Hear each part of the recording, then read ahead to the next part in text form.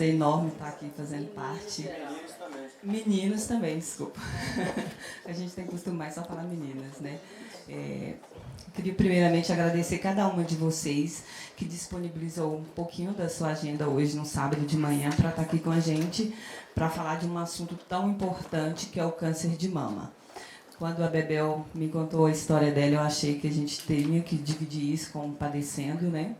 Porque lá a gente fala de tudo que é relacionado à mulher. Então é extremamente importante que um tema como esse, câncer de mama, seja cada vez falado mais e divulgado mais. Eu, por exemplo, já retirei um nódulo da minha mama esquerda, então aqui perto da auréola tem uma cicatriz muito grande, mas graças a Deus foi só um nódulo benigno. O que, no caso da Bebel, que não foi o que aconteceu, né, Bebel? Então, hoje nós estamos aqui para falar sobre isso, sobre a importância do câncer de mama, para a importância da pessoa sempre estar fazendo os exames, né? Nós mulheres, principalmente depois dos 40, quem tiver mais de 40 passa mais vezes ainda. E a Bebel vai contar um pouco da história dela, como que é ser paciente de um câncer de mama. Então, primeiramente, temos os nossos, sem os nossos parceiros, esse evento não teria acontecido. Então, meninas, muito obrigada por apoiar esse projeto, por estar com a gente no Padecendo.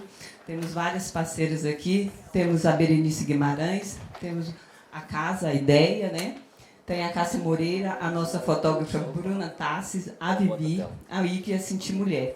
E tem a Clínica Dr. Lucas também, que presenteou cada um de vocês aí com uma amostra, que é um grande parceiro agora do Padecendo, que é a Fabrícia, que é a nossa musa do closet, conseguiu trazer para a gente também. Então é isso, menino, vou passar a palavra para a Bebel, que ela vai contar um pouquinho da história dela. E obrigada.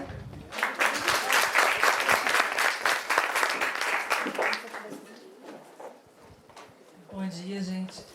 A Geno falou, esse arranjo maravilhoso foi ela e Padecente também, a Cláudia, que mandou pra gente. Chamar a mesa com a Nina. Depois a gente coloca todos os parceiros lá nos eventos. Ela não está aqui hoje, ela está viajando, mas ela fez questão de mandar o arranjo. Ela sempre é parceira nos nossos eventos.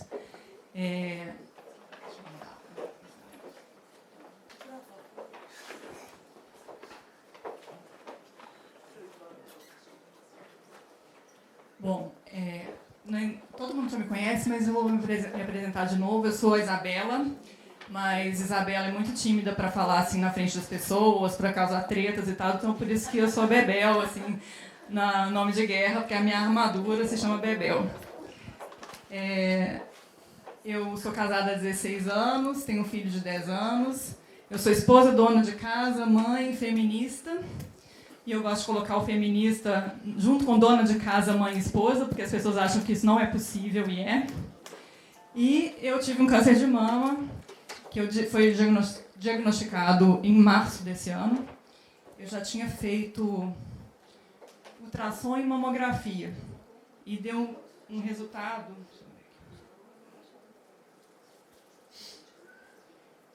Deu um resultado inconclusivo que precisava de uma biópsia. Eu enrolei para fazer essa biópsia, que eu tinha feito ano passado. Bom, eu queria começar dizendo que 1 em cada 12 mulheres vai desenvolver câncer de mama em algum momento da vida. Então, esse número é muito alto, né? Pensa aqui nessa sala, quantas que já tiver... Quem já teve aqui? Quem é paciente oncológico aqui?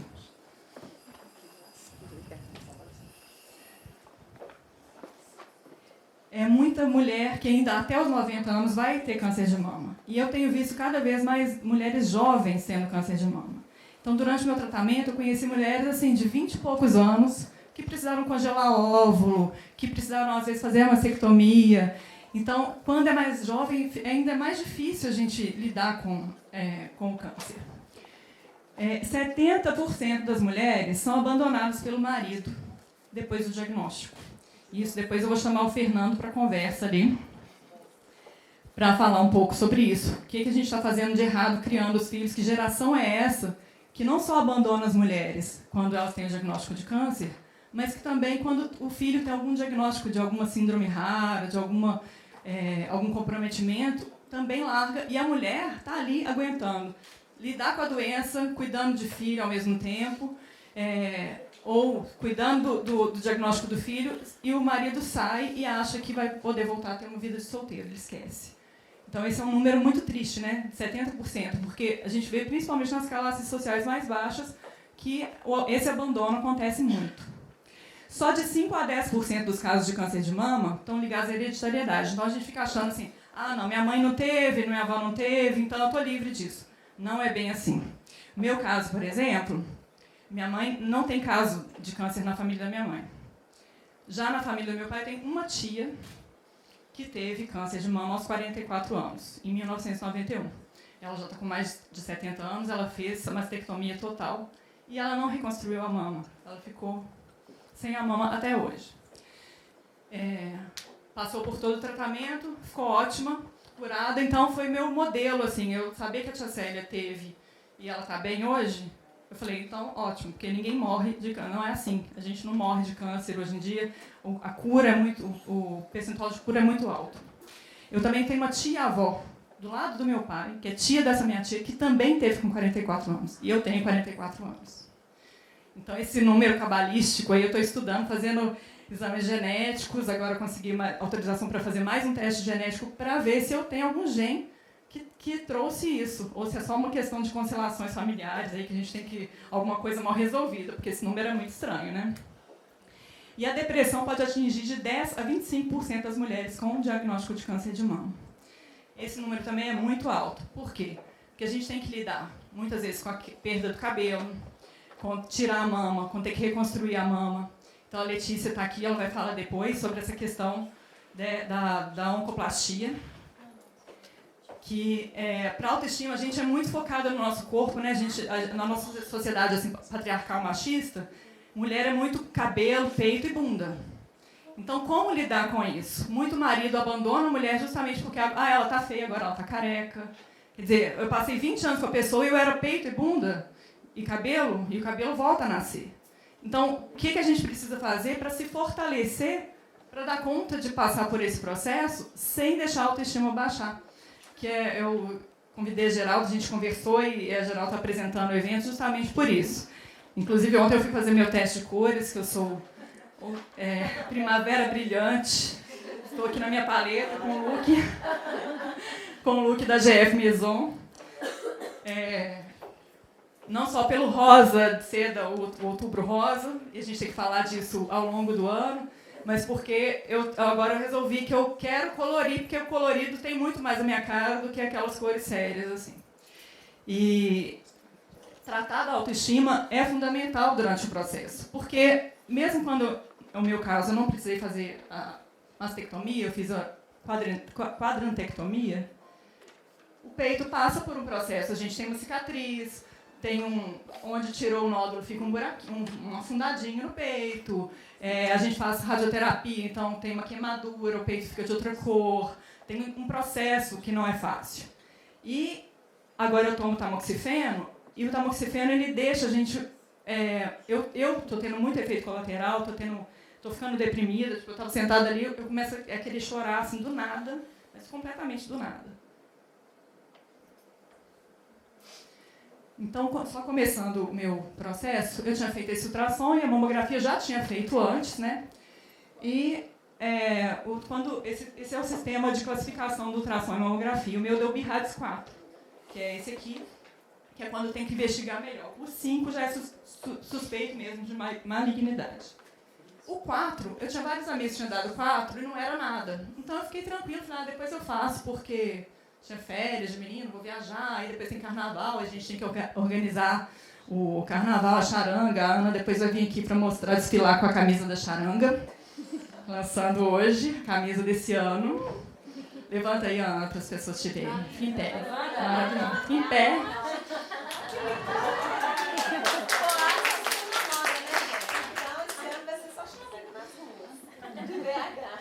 Então, a camisa a gente vai fazer a pré-venda já na loja do Padecendo.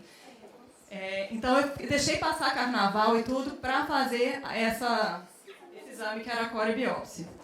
E é um exame que muita gente acha chato, porque enfia uma agulha grossa no peito para tirar um pouco do material lá e fazer a análise. E aí, o resultado dessa análise é que vai dizer. E eu estava em casa sozinha. Quando eu entrei, eu recebi uma mensagem do laboratório falando que tinha ficado pronto o teste, eu abri. E, Geraldo, você lembra de me falar o tempo aí, pelo amor de Deus, vamos ficar falando igual uma louca. E aí, quando eu abri no site lá aí li escrito carcinoma invasivo, blá, blá, blá, blá, blá, blá, eu comecei a tremer. Eu falei, caramba, eu tô com câncer, né? Aí mandei o resultado print pro meu marido, mandei o print para umas amigas. E falei, eu não sabia o que eu fazia, porque eu tinha ido numa mastologista, assim, aleatória, só para ter o pedido do exame. E eu não conhecia ninguém em São Paulo, não tinha médicos lá ainda, nem nada. Aí a TT falou com uma amiga dela, conseguiu uma consulta para mim lá no Einstein com o Fernando Maluf, que é um oncologista super famoso e tal. Consegue lá, fui lá correndo, tive a consulta com ele, e o que eu mais lembro da consulta dele é que ele olhou para mim e falou assim, você vai ficar curada. E isso é a única coisa que você quer ouvir do médico nessa hora. Mais nada importa. Ele falou, olha, eu não sei como vai ser seu tratamento, porque eu não sei o seu tipo de câncer, a gente tem que fazer um monte de exame. Mas você vai ficar curada. Esse tipo de câncer aqui, só para te adiantar, você tem 80% de chance de cura. A gente fazendo tudo que tem que fazer, você vai ficar curada. E aí eu fiz 1 milhão de exames, e o que eu achei bom de ter ido no oncologista primeiro, que foi assim, por acaso, pela obra do acaso, a sorte, né, do TT ter conseguido a consulta com ele, foi que ele já me passou uma lista enorme de exames, já falou, olha, você provavelmente não vai precisar de químio. Então, porque a primeira preocupação, né, falou câncer, já pensa que você está careca, sem peito. São duas coisas, assim, e não é todo mundo que tem que passar por isso. Eu vou morrer? Então, essa primeira imagem é para ilustrar isso, que ele falou, não, você vai ficar curado. Essa empatia, essa questão do médico é fundamental. Então, se você tem esse diagnóstico e chega no médico e ele não te fala que você vai ficar curada, pode ser o mais grave que for, muda de médico, porque ele não serve. Ele precisa falar com você, ele precisa acreditar em você para você também acreditar na sua cura, porque isso é fundamental para você conseguir sair desse momento. Então, eu fiz imunohistoquímica, cintilografia óssea, ressonância magnética das mãos, tomografia, exames de sangue, para ver se tinha mais alguma coisa no corpo, porque a gente precisa saber se tem uma metástase. E cada vez que vai sair um resultado de exame é uma semana, 15 dias para cada um, e é uma ansiedade enorme. Então, eu já tinha me preparado ano passado, eu falo, gente, meu ano passado foi para me preparar para isso, porque eu comecei a fazer yoga, aprendi a meditar. Então, toda vez que eu começava a ficar ansiosa, eu ia fazer meditação. Podia cair o mundo, eu sentava, deitava na cama, fazia meditação, respiração, para conseguir lidar com aquilo, para falar, não, é hoje, e viver um dia de cada vez. E assim eu consegui ter paciência de esperar o resultado dos exames. E uma coisa que eu não consigo esconder as coisas de ninguém. Então, eu já contei para as minhas amigas e tudo. E algumas pessoas que eu contava, assim, umas ficavam, nossa, meu Deus, não, mas vai ficar tudo bem, não sei quem já teve, vai ficar tudo bem. E de vez em quando eu tinha uns casos assim, tipo, amiga, eu vou sentir sua falta. Não façam isso. Porque senão você vai querer vir assombrar a pessoa se você morrer. Se você vai puxar seu pé. Porque a primeira coisa que eu pensei, você não vai sentir minha falta, eu vou vir puxar seu pé que você morrer. Então, quando a pessoa te contar que ela está com câncer, a gente nunca está preparado para ouvir isso de uma amiga, né, de um parente, da mãe, nem nada. Mas tenta não ficar chocado e achar que ela morreu, não é atestado de óbito, por favor. Foi a Dani. É a cara da Dani fazer isso, né? Eu não vou entregar quem foi, não foi. Ela me pediu contato no centro espírita para poder fazer contato. De tarô, né? A Dani já leu tarô pra mim, eu fiquei rica até, ela falou que eu vou ficar milionária, gente, depois do carnaval. Eu espero que não seja o carnaval de 2052, porque aí vai ser tarde demais. Você já tá famosa, amiga. A primeira parte eu já sei. E você vai sentir falta dela. Muita. Então, assim, as amigas são muito importantes nesse momento. As meninas estavam lá dividindo essas angústias comigo. Contei para a família e eu não coloquei nas mídias sociais logo no início, porque minha mãe pediu para que a família não ficasse sabendo, porque começa a tocar o terror e ela ia ter que segurar a barra das pessoas falando, né? Mastologista eu fui depois, o oncologista, depois que eu estava com todos os exames feitos, ele me encaminhou para o mastologista. E a parte de mastologia, a Letícia vai falar aqui, que vai saber muito melhor que eu. Mas só para adiantar, assim, o mastologista que vai fazer a cirurgia, vai definir qual tipo de cirurgia, mas o mastologista vai olhar as mamas, né? O foco é na mama, não é no corpo todo. Então, por isso que a gente tem que estar, na verdade, uma equipe multidisciplinar, que vai ter que olhar cada etapa do seu tratamento. Então, o meu ficou definido, e durante esse percurso, gente, eu coloco essa coisa aqui, eu chorei na hora que eu fui colocar esse slide, porque o aniversário do Felipe é dia 6 de maio. Eu descobri o câncer no início de abril, de março. Passei por todos os exames durante o mês de abril e estava tentando organizar uma festa de 10 anos para ele. E eu tive que mudar todo o conceito da festa, onde que eu sei que não ia mais chamar todos os colegas, né? Tive que fazer uma festa menor. Mas eu precisei de pensar nessa festa até para desligar um pouquinho, né, de ficar só pensando em câncer, em tratamento e tal. E eu não tinha notado quanto que foi pesado para mim conseguir fazer tudo, fazer os exames, ficar acompanhando, marcando cirurgia. A minha cirurgia inicialmente estava marcada para o dia 7 de maio, o aniversário dele era 6. E a gente ia fazer a festa no fim de semana seguinte. Como a cirurgia foi marcada e esse médico ele falou, não, a gente não pode ficar demorando muito, então eu falei, mas 6 de maio é aniversário do meu filho, eu não queria fazer assim em cima do aniversário dele e tal. Ele, não, tem que ser agora e tal, marquei. E aí resolvi antecipar a festa dele, fazer no dia, que foi uma segunda-feira, uma festa surpresa para ele, que ele ficou super feliz, falando das melhores festas que ele teve. Meus pais estavam lá em casa, porque eu já tinha 15 dias que meus pais estavam lá em casa, aguardando minha cirurgia. E o meu filho, quando eu contei para ele, foi, lógico, no dia que eu soube, eu já contei para ele, para o meu marido, a primeira coisa que a criança vai perguntar, né? Mãe, você vai morrer?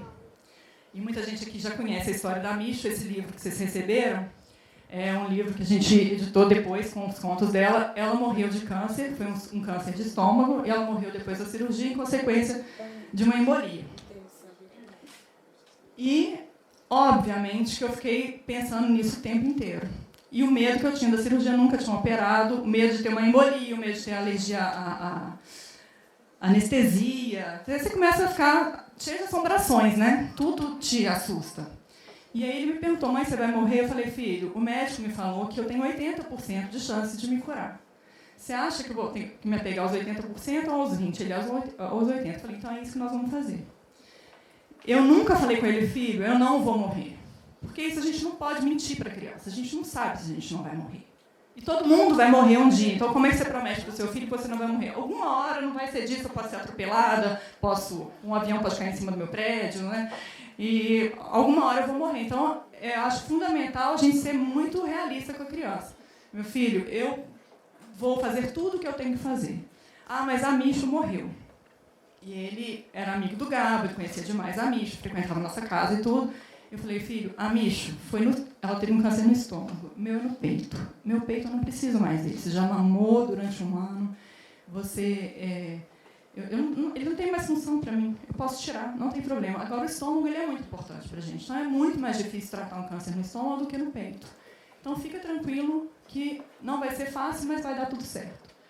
E a gente conseguiu trabalhar em família, a gente precisa de ter um apoio psicológico também, gente, porque por mais simples que seja o tipo de câncer que eu tive, para a família abala. Assim, meu marido ele teve insônia, ele nunca tinha tido insônia, eu via ele acordado à noite, eu via ele acordando, levantando, fritando na cama e tal, que não é uma coisa dele.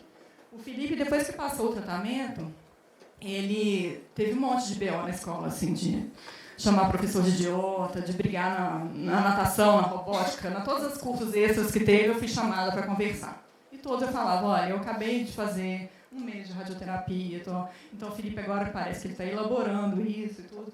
E até hoje ele está conversando sempre, a cada 15 dias ele está sendo acompanhado pela psicóloga para conseguir elaborar isso. O meu marido, ele apareceu com um terçol em agosto, que foi quando eu estava fazendo a rádio, num olho, aí o terçol foi para o outro olho, aí ele foi no médico, começou a passar pomada, aí depois não adiantou, começou a tomar antibiótico, não sei o quê, resultado, ele vai operar para tirar o negócio que não sai. E eu tenho certeza que ele está somatizando alguma coisa, porque a gente vai fazendo isso. É natural, assim, quando a gente não consegue elaborar, às vezes não consegue colocar para fora do jeito que devia, de alguma forma o seu corpo vai responder.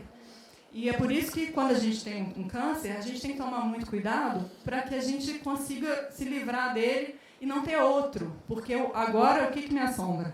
É o medo da metástase. Da recidiva. Né? De ter outro, o que eu vou fazer? E por isso que eu tomo agora esse remédio, que é um suplício, que é a pior parte do tratamento, que me deixa super para baixo, mas eu tenho que tomar por 5 anos e vai passar. Assim, né? Todo mundo fala que os sintomas vão melhorando um pouquinho. E esse remédio ele deixa a boca seca, deixa a gente tudo seco, na verdade. Tá, beleza. Tudo ele dá um jeito. Agora eu vou fazer um laser lá na perseguida. Não, mas tem um laser que fala que é bom, né? Pra gente fazer nas partes baixas. Aí eu vou fazer esse laser.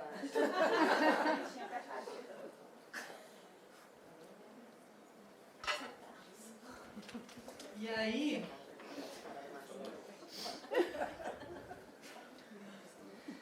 a radioterapia, isso aqui esse X no meio do peito é a marcação que faz na rádio. A gente tem que fazer uma marcação, põe um X aqui, um aqui. E, gente, uma coisa muito importante, quando você tem câncer, você tem que saber estar preparado para pagar peitinho. Porque todo lugar você vai pagar peitinho, assim. Você vai no médico, vai apalpar, vai não sei o quê. Quando é médico homem, costuma ter uma enfermeira junto para que você não fale que o médico está te assediando e tal. Vai fazer rádio. No dia que eu fui fazer a marcação da rádio, tinha 5 pessoas lá. Você deita na maca com os peitos de fora, e aí o povo lá te marcando, te desenhando, e você lá com o peito de fora. Então, agora, se eu tiver que fazer topless na praia, tá ó, tranquilo, porque eu já perdi as contas, assim, mas umas 50 pessoas viram meus peitos esse ano. Assim. Assim, eu rodei pra caramba, assim, eu nunca tive uma quilometragem tão alta.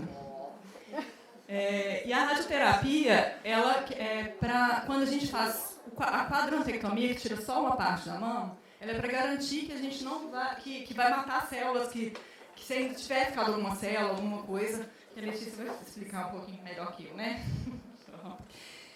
Mas é para garantir que não vai voltar. Tudo é para evitar a recidiva. E foi muito difícil. Meu médico falou assim, olha, você está entre as top 10 de efeito colateral da rádio. Porque você... meu peito, eu achei que meu mamilo ia cair assim, no início. Ela está fazendo rádio, ele também... O mamilo, você acha que ele vai cair. Porque como se você estivesse tomando sol sem filtro solar durante 20, 25, 30 sessões, dependendo da pessoa. Todos os dias você está lá. E tem que ter uma disponibilidade para estar lá, para fazer a rádio, todo dia à tarde ou de manhã. Tem um horário que você não está trabalhando, você tem que estar por conta. E aí a gente tem um problema muito sério, que é a mulher no mercado de trabalho quando ela tem câncer. Porque o câncer de mama ele é curado, é curável, só que você precisa de um tempo para fazer o tratamento, depois você fica bem, e quem quer te contratar depois, você é uma paciente oncológica. Porque depois que você virou paciente oncológica, você vai ser para o resto da vida. Você está curado, mas você vai ter que fazer um acompanhamento mais próximo. Então, a gente tem a questão da mulher. Quando ela tem filho, é difícil voltar para o mercado de trabalho, e quando ela passa por um câncer de mama, ela tem dificuldade de voltar para o mercado de trabalho.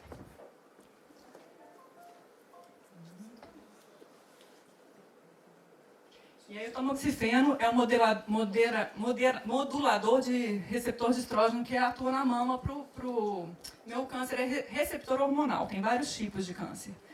Então eu estou tendo enxaqueca, depressão, cansaço, fadiga, aquele calorão de menopausa, um monte de efeitos colaterais. E eu acho que quanto mais nova a pessoa, mais efeito ela tem quando ela tem que tomar isso, porque eu comecei com muitas mulheres, elas passam pela mesma coisa, têm sentido esses mesmos sintomas. Então, assim, entre radioterapia e tamoxifeno, a rádio é muito melhor. E eu conheci muitas mulheres que fizeram químio também, que eu não precisei, que apesar de ter perdido cabelo, elas acharam a químio melhor que a rádio. Então, a gente fica achando que a quimioterapia é o fim da picada. É porque, por causa da questão de perder cabelo, tem aqueles efeitos colaterais de enjoo e tudo, mas a gente sente... às vezes o efeito não é tão forte igual o da rádio e o do tamoxifeno. E aí, para vocês que não são pacientes, mas que em algum momento vão lidar, ou deve estar, quem mais tem amigas aí que, além de mim, gente, que está passando por isso? Né? Então, o que eu falo para todo mundo? Gente, a gente não quer ficar falando do câncer o tempo todo. A gente quer continuar tendo as nossas amigas falando bobagem, falando mal do marido, essas coisas todas. Tomando café, tomando cerveja. Falando bobagem, porque a gente quer continuar tendo a nossa vida. E essa nossa rede de apoio, os amigos, a família, é muito importante para isso. Para a gente tirar o foco do problema e pensar nas soluções, pensar no que a gente tem para viver. O mais importante é a nossa vida. Então, outra que já aconteceu comigo foi assim: ai, meu Deus, que horror, câncer, não sei o que. Tem um áudio de WhatsApp que eu recebi de uma pessoa que assim, não faça isso. Poxa, Dani. A gente tem muita Dani na vida, né? A Dani ocupa muito espaço, né? Tem muita Dani na vida. E aí, eu queria lembrar vocês que a gente ser feminista, a gente saber se colocar no nosso lugar, e não é questão de igualdade com o homem, é a gente ter valor, mesmo que a gente seja dona de casa, a gente tá igual em relação ao que a gente vale pelo que a gente é. E a gente ser feminista ajuda demais a lidar com o câncer. Por quê? Porque eu não sou só o meu peito, eu não sou só o meu cabelo, minha perna, minha bunda, eu sou um todo. E isso para mim foi muito importante, porque embora eu não tenha perdido cabelo, o meu peito ficou destruído. Eu precisei usar uma peneira, uma época que não dava para encostar a roupa. Eu fiz um post com a foto da peneira, que não dava para encostar, porque era queimadura, igual do sol. Eu conheci uma moça que ela teve queimadura de 1º grau por causa da rádio, porque ela fez mais tempo. Então, e aí como é que você lida com isso? Como que a mulher que tem que fazer a mastectomia, que às vezes não consegue reconstruir a mama na mesma cirurgia, tem que esperar um tempo, dependendo da agressividade do tumor dela, vai lidar com isso? Como que o marido vai lidar com isso? Então eu conheci casos de mulheres que foram abandonadas pelo marido porque o marido falou: tá feia, tá sem peito, tá careca, e teve mulheres que ficaram carecas, sem peito, e o marido lá, e continuaram fazendo fornication, que tem crianças aqui na coisa. Porque o corpo, o seu ser, é muito mais do que aquela parte que está com uma doença que está sendo tratada. Então, a gente tem que pensar muito nisso, no nosso poder feminino, que está muito além do nosso corpo, ele está na nossa alma, no nosso interior. Então, fortalecer as mulheres que estão passando por isso também, para que elas entendam que, apesar de estar passando por aquele momento, tudo tem solução, tudo vai passar, e ela continua sendo ela continua sendo mulher. Ela não vai deixar de ser, porque ela está sem uma mama, porque a mama dela ainda vai ter que passar por um tratamento. E aí, Fernando, me conta por quê. Pode vir aqui. Eu pedi o Fernando, gente, o Bruno está aqui também, né? Os dois papais influencers, porque eles trabalham com paternidade ativa e tal. E Bom dia, gente. Meu nome é Fernando, eu criei um curso para pai de primeira viagem aqui em BH há um tempo atrás, vou ser pai agora. Essa é a Gabi, minha pequenininha, que ela é a Duda, de 8 anos. A Duda está com uma coleguinha com câncer na escola. E tá todo mundo usando turbante, né, Dudu? Pra engajar. Tá bem legal lá, as meninas. E no braço também, né? E quando você me convidou pra vir falar disso, a primeira coisa que veio na minha cabeça foi: não faço a mínima ideia. Por que que homens, né, abandonam as mulheres durante o tratamento do câncer, né? E aí eu fui estudar, fui ler. Primeiro eu fiquei umas 2 semanas com isso na cabeça, discutindo, até comentei com a Ju, falei: pô, por que as pessoas... O cara faz isso, né? Eu sou divorciado, fui casado há 10 anos, tem uns 4 que eu me divorciei. E eu acho que eu não teria coragem, né, para fazer isso. Porque acho que é bem pesado, né? Assim, no pior momento, né, que a pessoa mais precisa de você, você vai e chuta o balde, literalmente. E aí eu fui ler sobre isso, e ontem eu peguei, e aí agora você levantou uma bola para eu chutar, que eu achei bem legal a questão dos filhos, né? Eu vi que, assim, pelo que eu li, é coisa de falta de informação. A maioria dos homens que abandonam é por falta de informação. O cara não sabe o papel dele, às vezes, ou talvez só considere bunda, peito e tudo mais, né? E quando você leva ele para uma consulta com um psicólogo e mostra para ele a importância dele estar do seu lado, e aí o cara conscientiza, né? E uma coisa que eu fiquei pensando, falei, a gente não cuida da gente mesmo, né? O homem é relaxado com a gente, vai cuidar da esposa. Tem homem que separa dos filhos, vai cuidar da esposa. Sabe? Então, assim, homem é um bicho esquisito nesse ponto mesmo, né? E quando você falou da importância dos filhos, e depois que eu tive 2 meninas, eu acho que eu fiquei um pouco mais feminista, talvez, nesse sentido, né? A gente começa a enxergar o universo feminino de forma diferente. É muito importante que a gente converse abertamente sobre isso com eles. Eu te acompanho nas redes sociais e eu vi que você, desde o início, mostrou isso pro Felipe, né? Então, talvez o Felipe, quando for casar e for marido, e se a esposa dele passar por uma coisa dessa, talvez ele vai ter uma postura diferente. Talvez não, acho que com certeza. Então, assim, eu acho que é importante vocês envolverem, né? Quem passar por isso, envolver o marido mesmo, chamar para uma conversa e falar, vem cá, conversar abertamente. A gente ficou junto aqui 10, 15 anos. Agora eu preciso de você, pô, vamos lá comigo, vamos...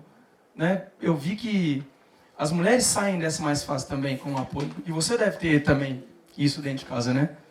Então, assim, a primeira baque que foi, não faço a mínima ideia. Por que o cara faz um negócio desse? Né? A gente divorcia por tantos outros assuntos, mas por esse, foi um baque para mim. E aí eu vi que eu também não tinha informação disso. Agora, eu intimei o Fernando e o Bruno. Agora vocês têm que falar dessas coisas nas mídias de vocês, porque vocês falam para os homens. Já falam, né? Mas, assim, dá um reforço, porque tem que trazer os homens para a conversa, né? Hoje a gente tem muito mais mulher do que homem aqui, mas eu até falei, gente, os homens são convidados, né? O Zé Carlos está aqui, o marido da Cris. Então, agradeço a presença de vocês, porque a gente precisa contar para vocês como que é lidar com isso, porque o abandono do marido dói muito mais que o tratamento, dói muito mais do que o diagnóstico. E aí, se a gente já tem dificuldade psicológica para lidar com esse momento de estar em tratamento, a gente ter que lidar com o abandono é muito pior, né? A dor vai ser muito maior. Eu li também uma matéria ontem da Isto É, de 2012, um grupo de apoio chama Amigas do Peito, né? E várias mulheres fazendo esse relato, que o abandono do parceiro doeu muito mais do que o próprio câncer, né? Porque as pessoas esperam... várias comentaram assim, foi a primeira pessoa que eu quis contar, sabe? Foi a primeira pessoa que eu liguei, igual você comentou, mandei um print pro meu marido. Então você espera que esse cara te apoie, né? E ele vai te dar uma facada nas costas. E o homem não sabe tanto que eu mandei o print pra ele lá, carcinoma invasivo, ele, o que é isso? Sério, ele, que é isso? Alexandre, eu tô com câncer. Isso é câncer.